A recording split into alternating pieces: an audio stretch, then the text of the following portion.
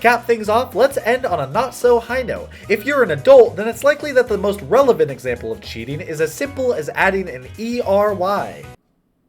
I stand corrected. Cheating in a romantic relationship. One of the quickest ways to induce trust issues into anybody. It's true. 9 out of 10 doctors recommend it. What kind of doctors are you polling? The act of cheating in a relationship involves a person partaking in romantic or intimate situations with someone outside of the relationship in question, unbeknownst to and at the expense of the other person established to be in the relationship. There is debate as to what exactly equates to cheating romantically. Some people would say breathing on the wrong person counts as cheating. But it's fairly cut and dry that there are pretty obvious examples of romantic or intimate practices. I'm sorry to be the one to break this to you, but shoving your tongue down a stranger's throat behind your partner's back, that's going to go on the cheating list. Now, I'm not going to say that I'm against people that partake in polygamy, but I will say that, much like anything in a relationship, it has to be consensual. If everyone involved in a relationship is on board with it, then yeah, go nuts. Sleep with anyone you want. I won't tell anybody except my therapist. But in most cases, this isn't how things seem to play out. In 2021, 21% of people admitted to partaking in the act of cheating on their partners.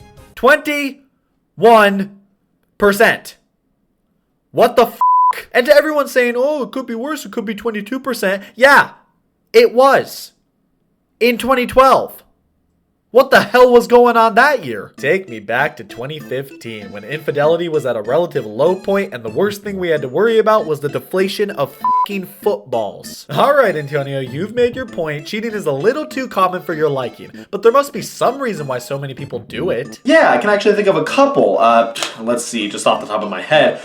Trauma from a previous relationship, an absence of happiness in a current relationship, lack of self-respect, lack of respect for your partner, lack of emotional maturity, inability to handle confrontation, fear of commitment, deeply rooted insecurities, lack of responsibility, extreme egocentrism. Look, I'm not gonna say I can't understand the reasons why people cheat in relationships. At the root of it all, I think most people cheat on their significant others due to some feeling of discontent in their current relationship. It's as simple as that. But I can't stress enough that nothing justifies the act of cheating romantically. I don't care if you don't think it's a big deal. I don't care if the person you cheated with is the one that convinced you to do it. I don't even care if you're doing it as revenge for someone cheating on you.